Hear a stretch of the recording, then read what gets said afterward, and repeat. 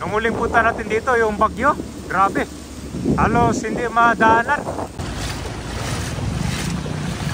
Labi nyo talaga yung mabilis abutin ng tubig. Ito malalim. Located dito sa north of the city of Manila, at ito ay primarily mga residential, industrial area, at isa rin ito sa most dense populated cities in Metropolis.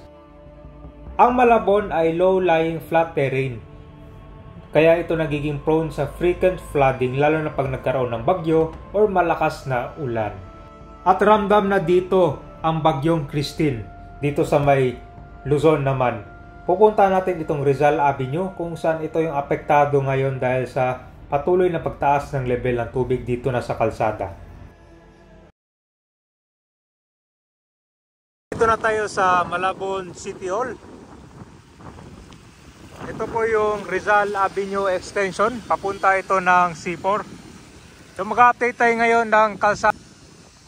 Dahil itong bagyong Christine Cabain, random na siya dito sa NCR din. Diba galing sa Bicol, so papunta na siya dito sa Northern Luzon kapag nagkaroon ng tuloy na ulan, no? So doon pa lang sa kalagitnaan ay mataas yung level ng tubig, pero dito wala pa. So tara, tingnan natin. Ito kasi napapalibutan to ng Manila Bay, Tulyan River, Nabotas River. Pupunta natin dito yung bagyo, grabe, halos hindi madaanan ng mga sasakyan or motor. Pero ngayon ka ba, nililipat na nila yung mga gamit dito, inakyat na.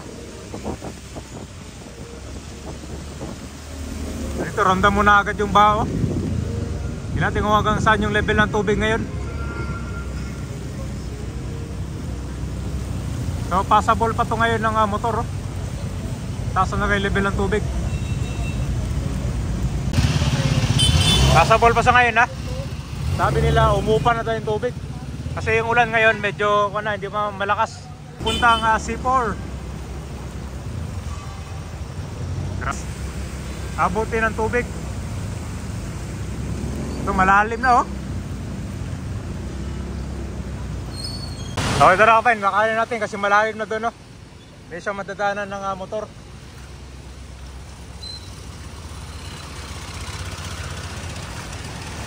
Pero kung tuloy na ulan, makabuti na hanggang tuhod. Ito, oh.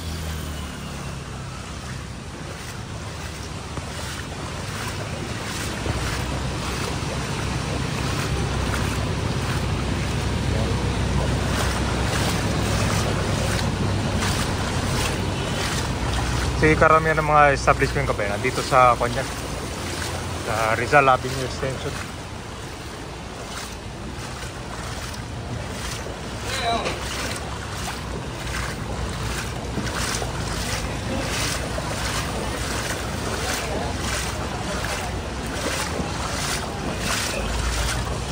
Grabe, no? Ito ang mga project nila kabay, matataas yung gulong para hindi sila buti ng baha dito. Meron din mga sinasakyan dito yung improvised na kariton. Ngayon wala pa.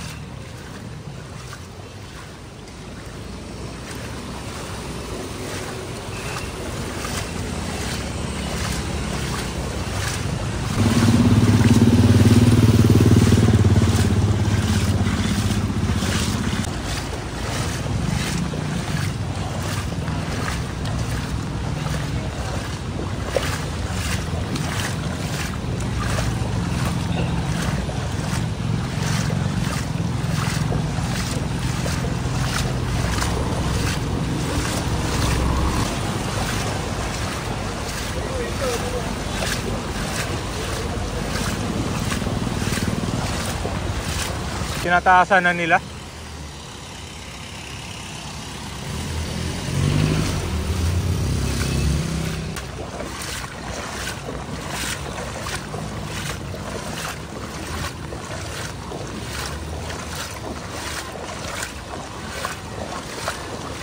Ito kabay, no? Yung mga ibang sasakyan nilipat na nila dito. Naka-elevate itong gas station.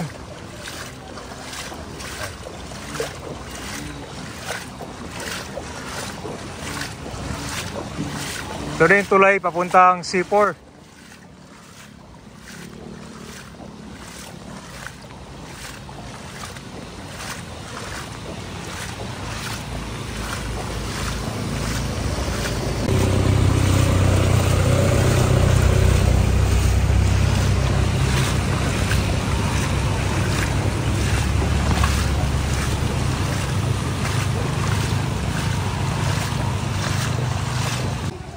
Ito ka ba yung maputang Tonsuya, traffic ngayon, no?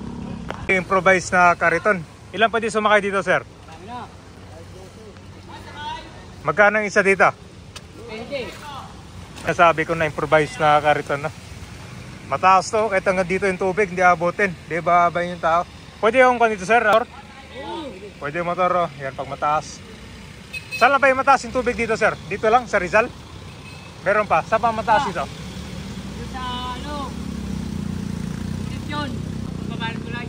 Papuntang Nabota, sir, ba doon? Makadaan pa? Eh, maliit lang eh. Maliit lang na? Sige, sige. Itong ulan, kagabilan, di ba? Kabilang. Siguro kung sunod-sunod, sir, mataas ito. Oo. Taas. Kagabilang ulan ito, kabay na, yung tuloy-tuloy, pero ganito na hindi yung ba dito. Oh.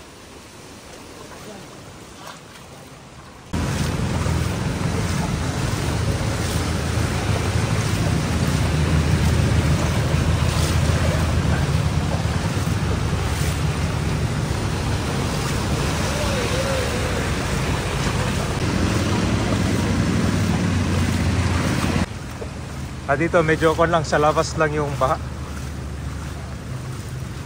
Pero madadaanan naman siya.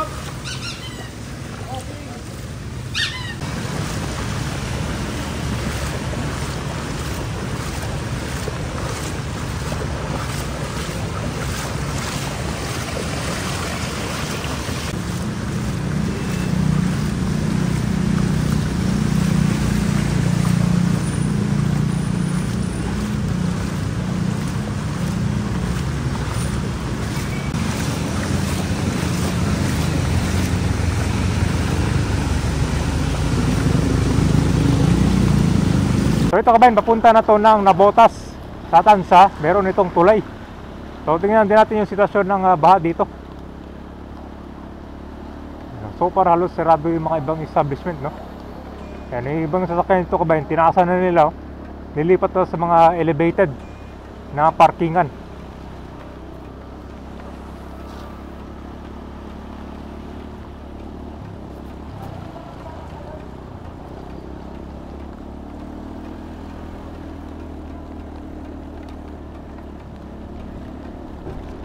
Kabayan.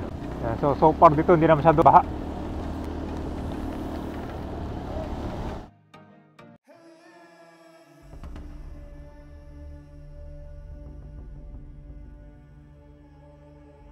Ramdam na dito sa Malabon itong bagyong Christine. Tila mo kagabi lang yan nagkaroon ng malakas na ulan, pero halos itong main Rizal Avenue Extension ay binaha na siya. Yung iba naman dito ay passable pa. Halos madadaanan pa siya lahat ng mga motor, 4 wheels. Maliban na lang kung kuwan talaga, medyo malalim yung ibang kalsada dito. So ito siya palabas.